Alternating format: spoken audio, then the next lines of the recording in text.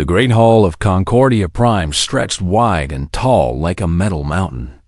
Light came through crystal windows and made rainbows on the floor.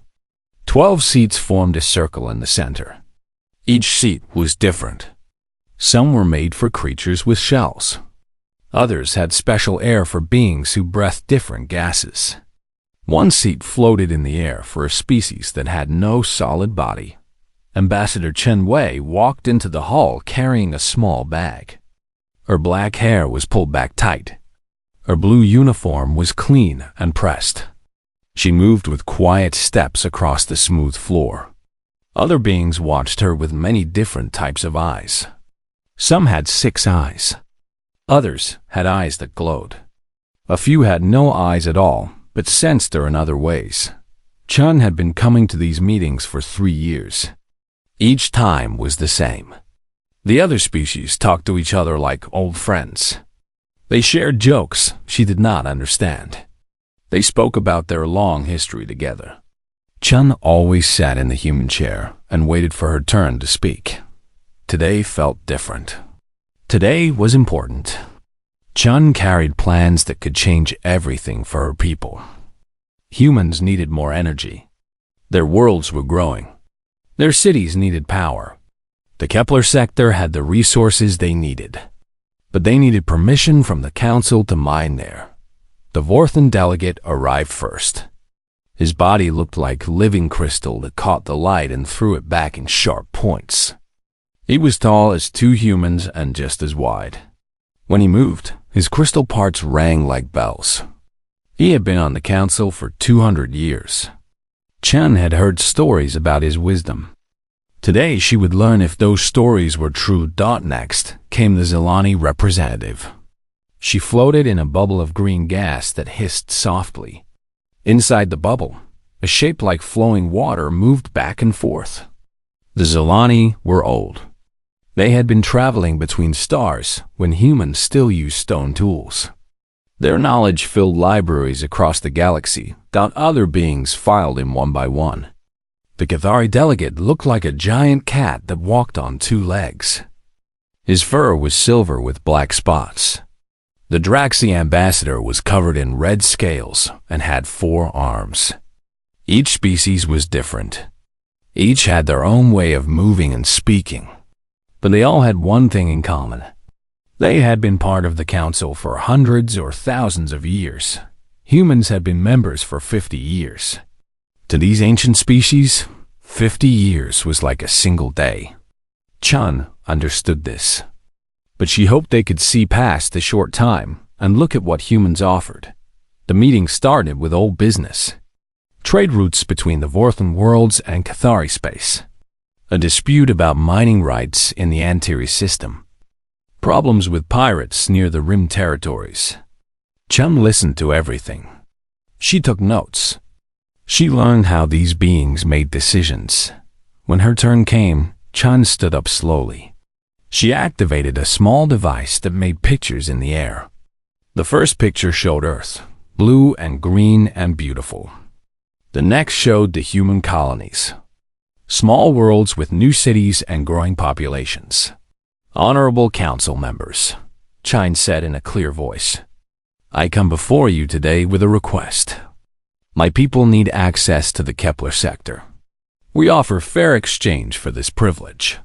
She showed them charts and numbers. Human energy needs were growing fast.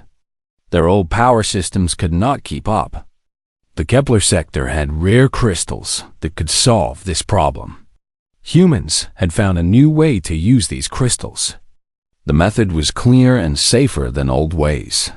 In return, Chan continued, we offer our technology freely. Our medical advances could help all council species. Our farming methods could feed worlds that struggle with hunger. Our ship's designs use less fuel and move faster than current models. Chun spoke for 20 minutes. She answered every question she could think of before anyone asked. She showed proof of everything she claimed. The presentation was perfect. She had worked on it for months.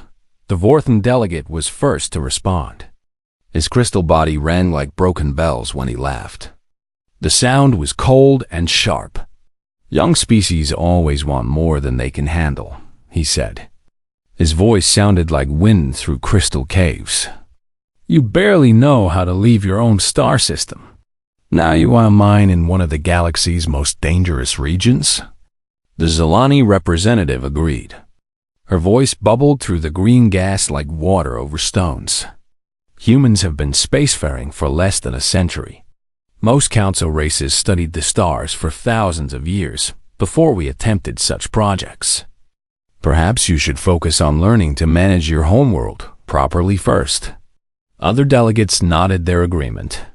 The Cathari representative said humans were too young to understand the responsibility of interstellar mining. The Draxi ambassador worried that human expansion was happening too fast. They needed to slow down and learn wisdom before seeking new territories. One by one, each council member spoke against the proposal. They used words like primitive and inexperienced and reckless. They spoke about humans the way adults speak about children who want to play with dangerous tools. Chun listened to every word.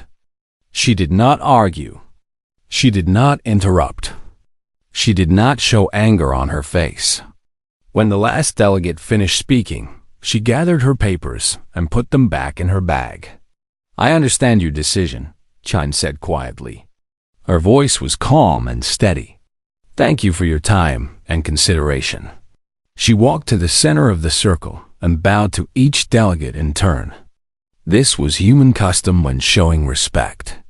Some of the aliens understood the gesture. Others looked puzzled. But all of them watched as she turned and walked toward the exit. Chun's footsteps echoed in the large hall as she left. The sound grew quieter and quieter until it disappeared completely. The great doors closed behind her with a soft whisper. The council barely noticed her leaving. They were already moving on to the next item on their schedule: a trade dispute between the Rigel hegemony and the Outer Colony Federation. The Vorthan delegate called for reports. Other beings started talking about shipping routes and cargo manifests. Chun's proposal was forgotten before she reached her ship. The council had more important things to discuss. Matters that involved species with real experience and true wisdom.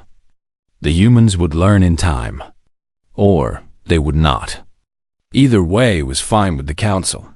Outside the station, Chun's small ship powered up its engines and turned toward the jump gate. She set course for Earth. She had a long journey ahead and a lot to think about. The council had made their choice.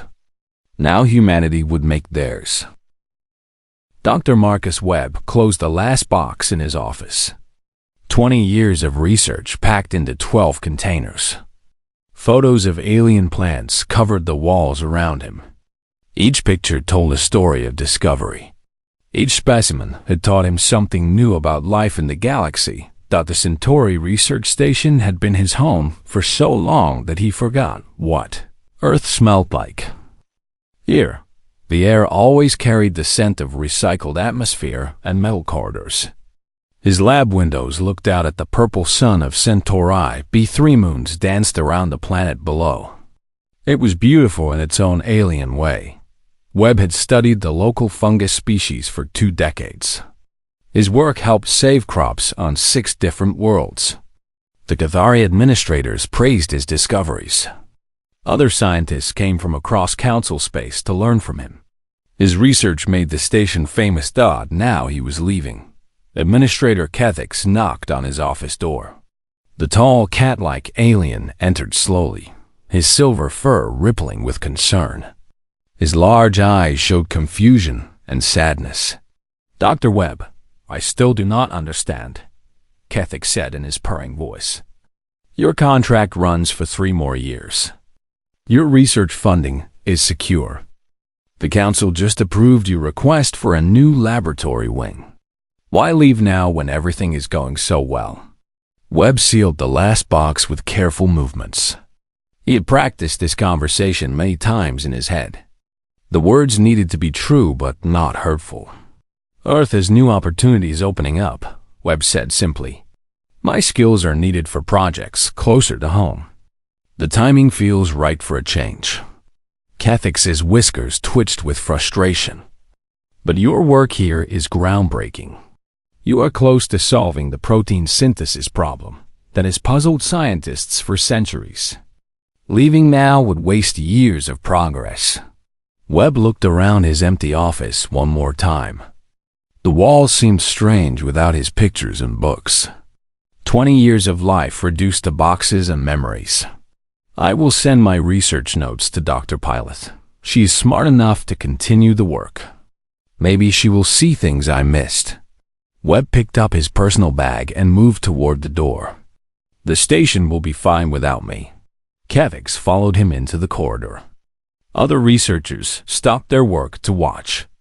Word had spread quickly about Webb's departure. Many came to say goodbye. They brought gifts and good wishes. Some asked if they could visit him on Earth. Webb smiled and said they would always be welcomed at the transport dock. Webb's shuttle waited.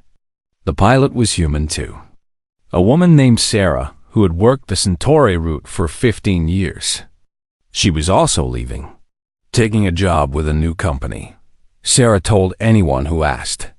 Better pay, shorter routes, more time at home. Webb was not the only human leaving. Across Council space, the same quiet departures were happening. Human doctors finished their contracts and did not renew them.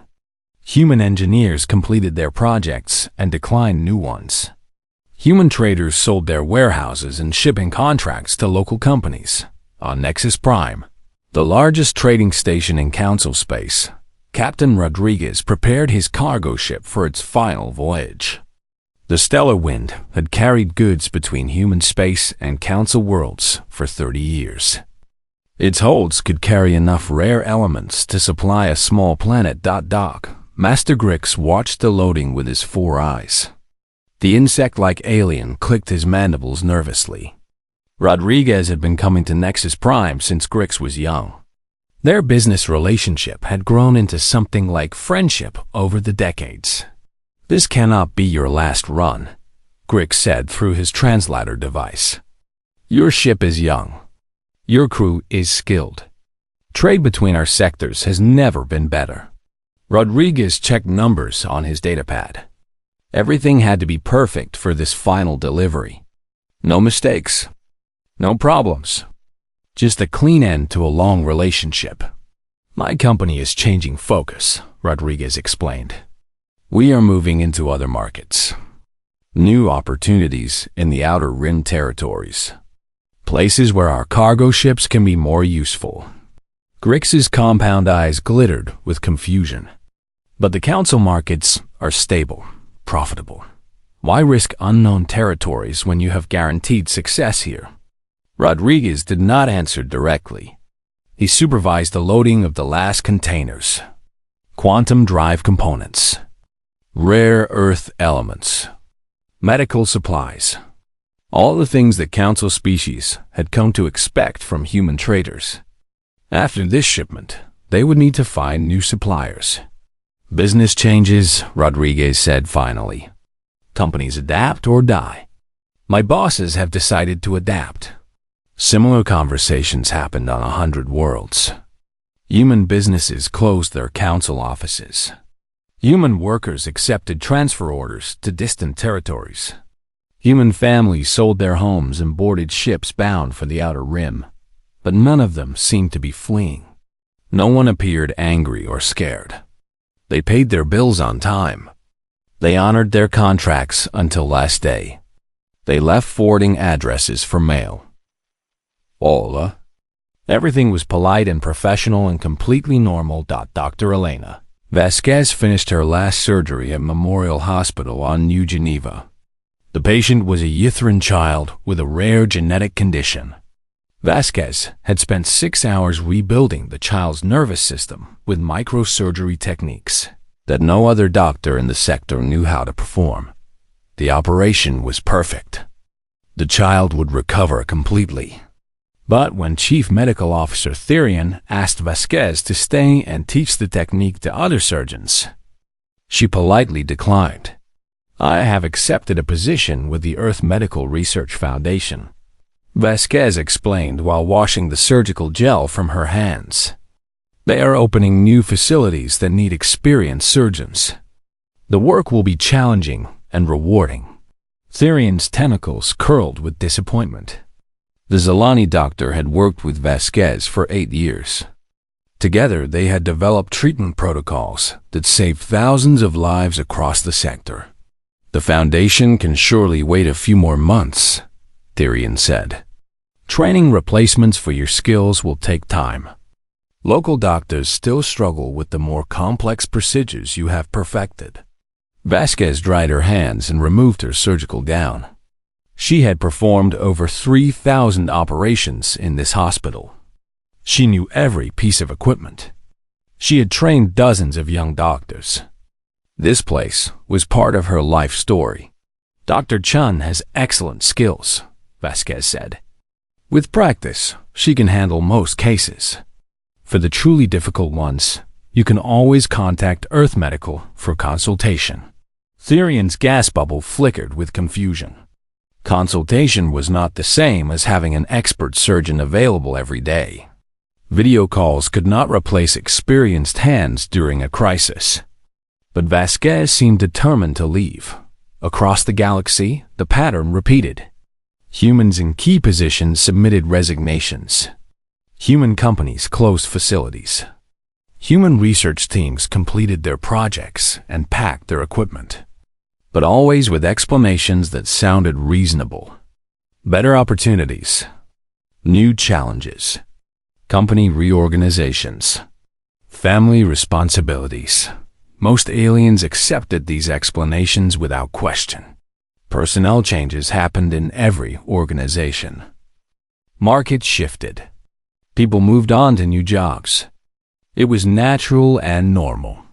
Only a few noticed that the departures were all going in the same direction, away from council space, toward the outer rim territories, the most civilized species considered. Worthless frontier regions. The changes happened slowly over many months. So slowly that each individual departure seemed like a normal business decision. Only when viewed from a distance did the pattern become clear. Humans were leaving council space quietly but steadily. They were not being driven out by force or anger. They were simply choosing to go elsewhere. And they were taking their knowledge, their skills, and their technology with them. The food storage units in Warehouse 7 were failing. Chief Supply Officer Dex stared at the readings on his datapad with growing alarm. The quantum stabilizers that kept millions of tons of food fresh were breaking down one by one. Without them, the entire food supply for the Rigel hegemony would spoil within days. Dex's forearms moved quickly across his control console. His red scales clicked against the metal buttons as he tried to restart the failing systems. Nothing worked.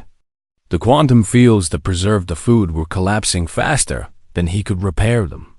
He called his technical staff into the control room. 6 Draxi engineers crowded around the main display screen. The readings were clear and terrible. System after system showed critical failures. When did the maintenance contract expire? Dex asked. Engineer Pylox checked the records. The human company, Stellar Tech Solutions, terminated their contract 4 months ago.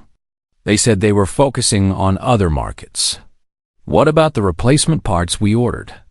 Still waiting.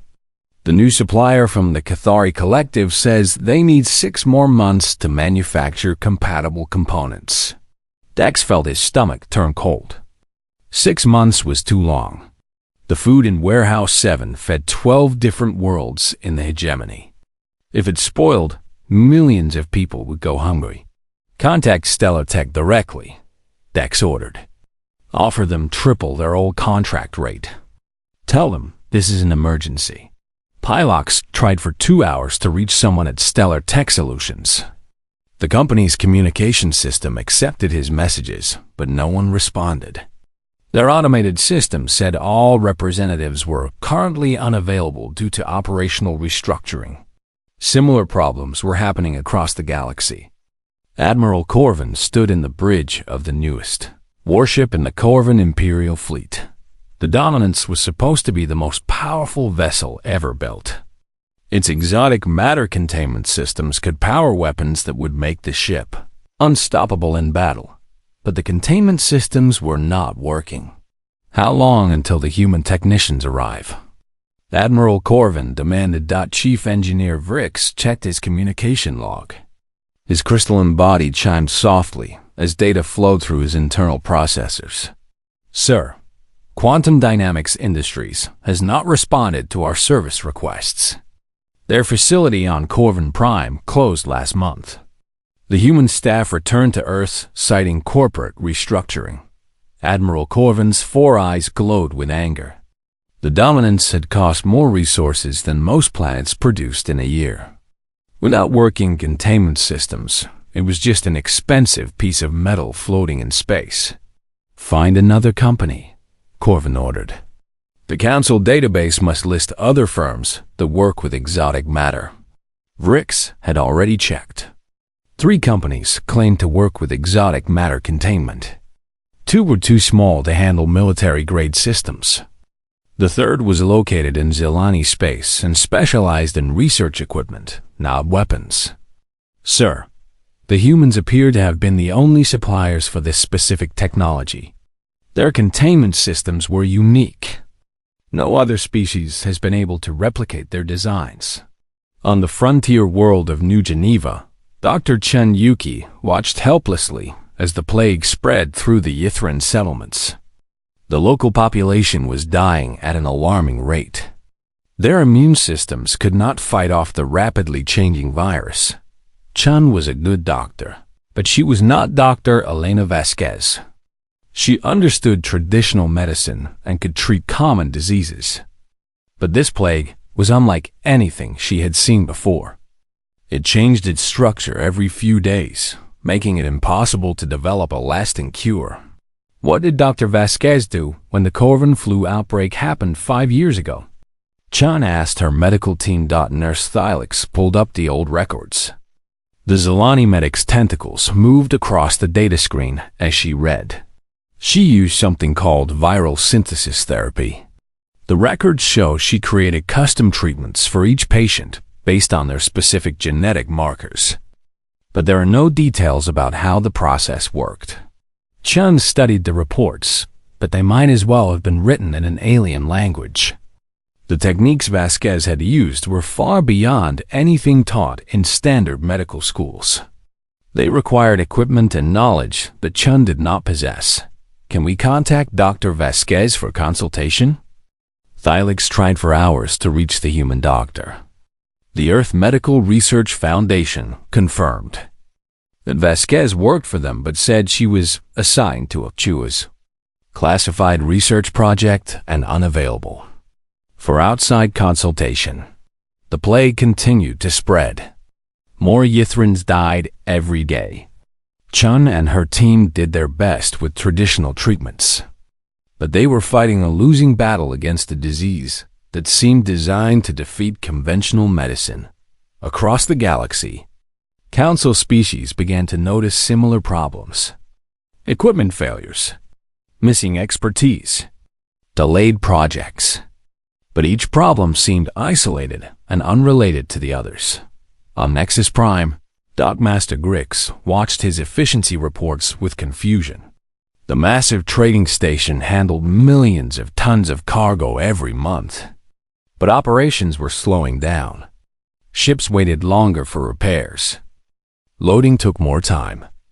Systems that used to work smoothly now struggled with basic tasks. The problem seemed to be missing components. Critical parts for quantum drives, life support systems, and communication arrays were suddenly hard to find.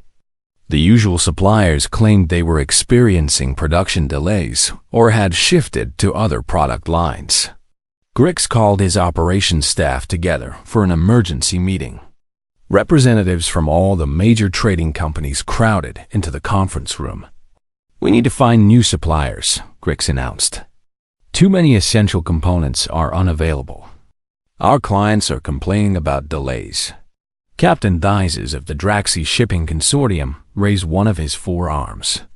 My company has been searching for quantum drive components for 2 months. The only available suppliers are located in the Outer Rim territories. Their prices are 3 times normal rates, and delivery times are unpredictable. Other captains shared similar problems. Life support filters, navigation computers, hull repair materials. Dozens of essential items were suddenly scarce. The components were available, but only from distant suppliers who charged premium prices. What happened to our regular suppliers? Grix asked. Captain Dizes consulted his records. Most were human companies. They have either closed their council offices or redirected their production to other markets. For the first time, someone noticed the pattern. Multiple human companies had stopped serving council markets at roughly the same time. But the realization did not spread beyond the trading station. Each organization dealt with its own problems and assumed their difficulties were unique. In the council archives, junior analyst Vix worked late into the night. The young Cathari had been tracking economic data across council space for 6 months. Her job was to identify potential problems before they became serious crises. The data she was seeing worried her. Multiple sectors were reporting decreased efficiency. Supply chains were struggling. Research projects were being delayed or abandoned. Medical facilities were requesting emergency assistance. Vix had noticed that many of the problems seemed connected to human companies or human personnel. But when she mentioned this to her supervisor, he dismissed her concerns. Human companies are small, senior analyst Grex explained. They handle minor contracts and routine services. Their departure from council markets is unfortunate, but not critical. Other suppliers will fill the gaps in time. Vix wanted to argue, but Grex was her superior. He had decades of experience analyzing council economics. If he said the human departures were not important, then perhaps she was seeing patterns where none existed. But the problems continued to grow. Equipment failures became more common. Essential services were interrupted. Projects that should have taken weeks now took months. The council's vast bureaucracy was too large to see the big picture, but the cracks were starting to show. Somewhere in the Outer Rim territories, humans were building something new. But no one in council space was paying attention to those distant regions. They were too busy trying to solve immediate problems and find quick fixes for failing systems. The quiet exodus was becoming a crisis, but the council still did not understand what was happening. They saw symptoms but not the disease. Individual problems, but not the systematic collapse of dependencies they had never realized existed. The emergency session of the Galactic Council had been called for the first time in 30 years. Delegates arrived on Concordia Prime with worried expressions and urgent reports. The Great Hall buzzed with nervous conversations in a dozen different languages. Ambassador Thyron of the Zalani floated in her green gas bubble near the center of the chamber. Her normally calm presence flickered with agitation. The ecological disaster on her homeworld had grown worse every day. What started as a small problem with soil composition had become a crisis that threatened all life on 3 continents. The contamination is spreading faster than our scientists predicted. Thyra announced to the assembled delegates, "Our traditional bioremediation techniques are not working. We need outside expertise immediately." Councillor Vex, the ancient leader of the council, leaned forward in his floating chair. His species had no physical body, just energy patterns that glowed in different colors based on his emotions. Right now, those patterns showed deep concern. "What kind of expertise do you require?" Vex asked. Tyron's bubble shimmered as she prepared her answer. 5 years ago, a similar contamination event occurred on Rigel 4. The human agricultural consultant, Dr. Sarah Kim, solved the problem in 6 months. Our scientists studied her reports, but we cannot replicate her methods. We need someone with her knowledge and experience. Vex's energy patterns flickered through several colors as he processed this information. Contact Dr. Kim directly. Offer whatever compensation is necessary. We have tried, Thyron replied sadly. Dr. Kim is no longer available for consultation. Earth Agricultural Solutions terminated all contracts in Council space 8 months ago. Their automated systems say they are focusing on development projects in other regions. Similar reports came from delegates around the chamber. The Draxi Empire's newest warships sat incomplete in their orbital shipyards because exotic matter containment systems were unavailable. The Rigel hegemony faced food shortages because their quantum preservation technology was failing. The Corvan military's most advanced vessels were effectively useless without human-designed components. Admiral Corvan stood to address the council. His crystalline body rang with frustration as he spoke. The patterns are clear, he announced. Human companies have withdrawn from council markets simultaneously. Human personnel have left their positions across our territories. This cannot be coincidence. Vex's energy patterns swirled faster. Are you suggesting the humans are engaged in some form of economic warfare? I am suggesting they are engaged in economic abandonment, Corvan replied. They have removed themselves and their expertise from our civilization. For the first time, the council began to see the scope of what had happened. Each delegate shared their problems, and a disturbing picture emerged. Humans had been more integrated into council society than anyone realized. They provided critical components, essential services, and specialized knowledge across hundreds of industries. Delegate Grix from Nexus Prime presented his trade analysis. The insect-like alien's mandibles clicked nervously as he spoke. Human companies handled 40% of our rare element trade, Grix reported. They provided 60% of our quantum drive components. Their shipping operations move 30% of all cargo through our space. Without them, our entire trade network is operating at reduced capacity. The numbers were shocking. No one had realized how dependent council space had become on human expertise and technology.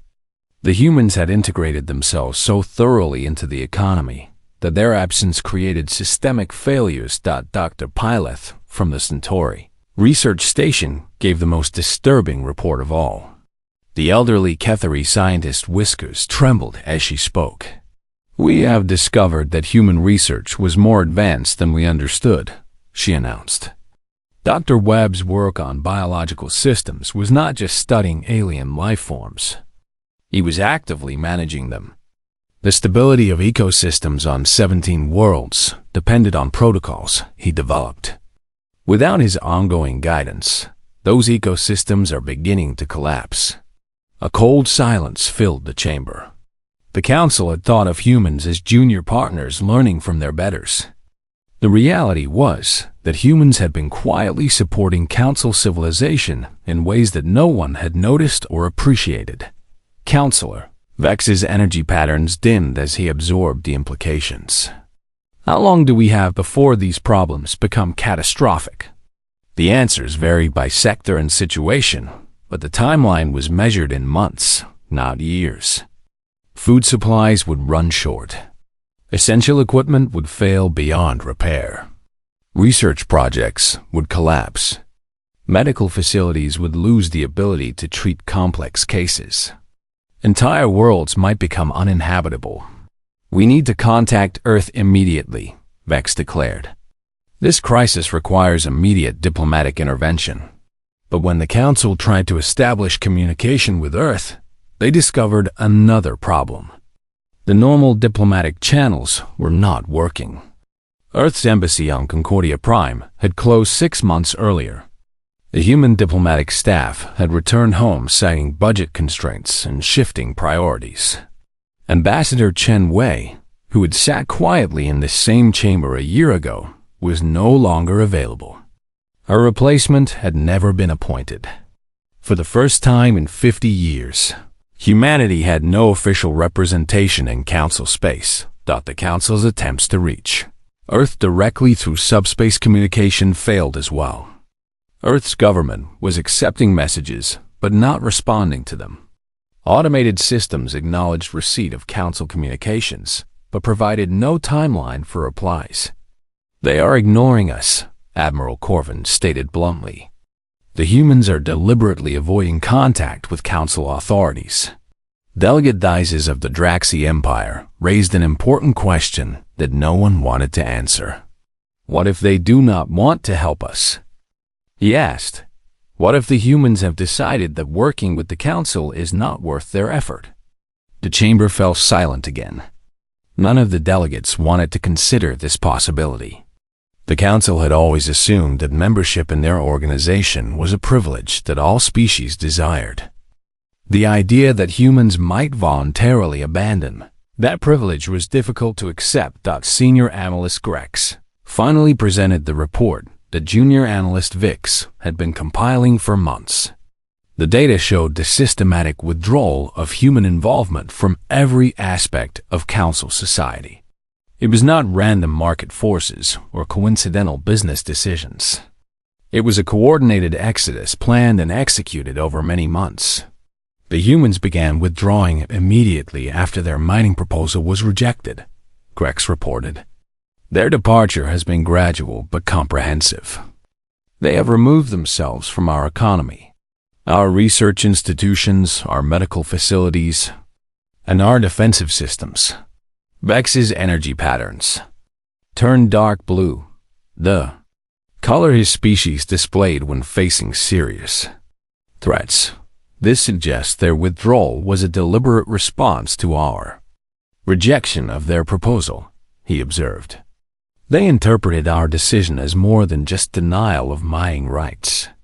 They saw it as rejection of humanity itself.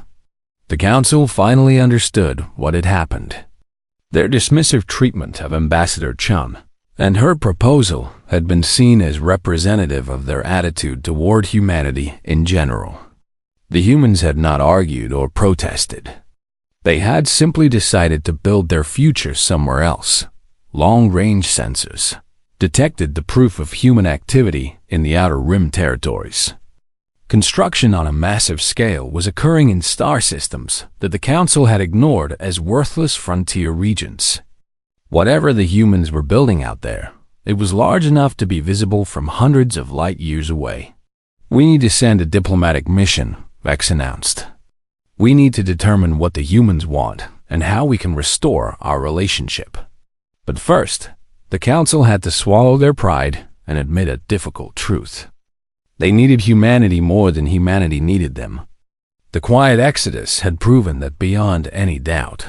The question now was whether it was too late to repair the damage that their arrogance had caused. The Council ship Harmony dropped out of hyperspace at the edge of what used to be empty frontier territory. Captain Rin stared at her sensor readings in disbelief. The Altarian officer had seen many strange sights in her 30 years of space travel. But nothing had prepared her for this, where her star charts showed empty space and worthless rock. She now saw the largest construction project in galactic history. Dozens of star systems showed signs of massive engineering works. Orbital habitats surrounded dead planets. Asteroid fields had been converted into sprawling industrial complexes. Energy readings indicated cities and factories on a scale that rivaled the Council's core worlds. "How long has this been here?" Commander Dazes asked from the bridge's tactical station. The young Draxi officer's scales had turned pale with shock. Captain Rin checked the construction analysis from her science team. The readings were clear, but almost impossible to believe. Based on the energy signatures and construction materials, most of this work was completed in the past 12 months, she reported. They built faster than any known species in galactic history. The Harmony approached the largest structure, a space station that dwarfed anything the Council had ever constructed.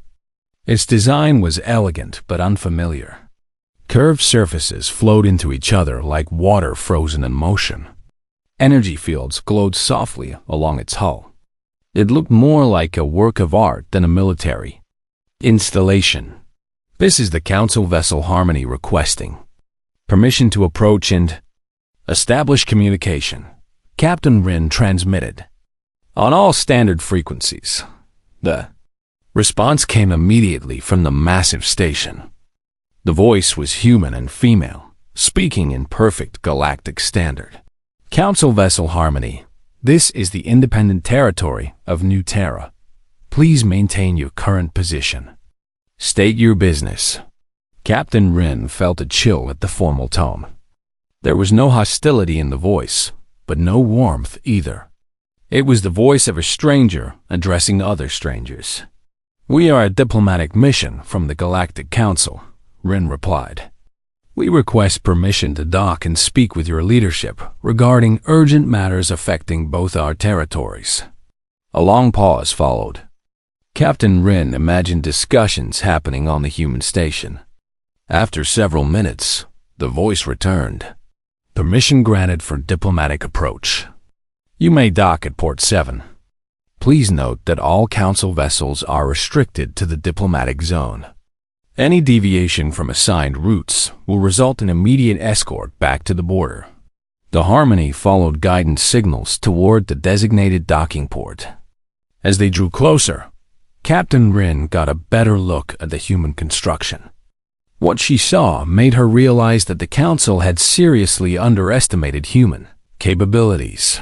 The space station was not just large, it was sophisticated beyond anything the Council could build. Energy fields that should have required massive power plants operated with quiet efficiency. Materials that looked impossibly strong supported structures that defied conventional engineering.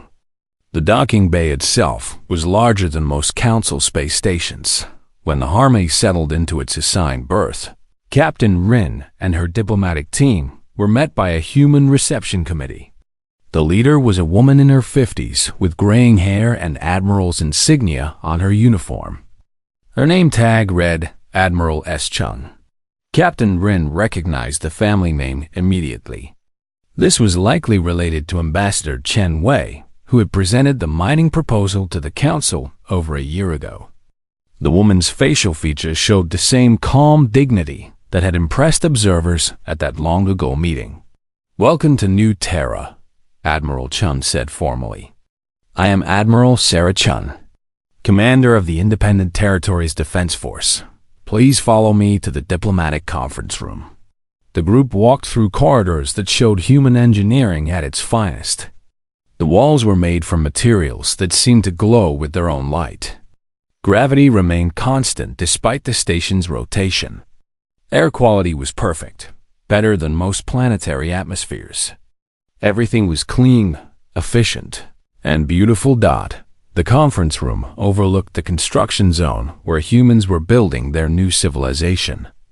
Through massive windows, Captain Rin could see ships moving between orbital facilities. Some of the ships used designs she had never seen before. They moved with grace and speed that suggested major advances in propulsion technology. "Before we begin," Admiral Chun said as they took their seats, "I want to make something clear. The independent territories are exactly that, independent. We are not seeking Council membership. We are not requesting Council assistance. We are not asking for Council approval of our activities. We are simply informing you of our existence as a matter of courtesy." Captain Rin felt her diplomatic training take over. She had come here hoping to restore the old relationship between humanity and the Council. Admiral Chun's words suggested that relationship was permanently changed.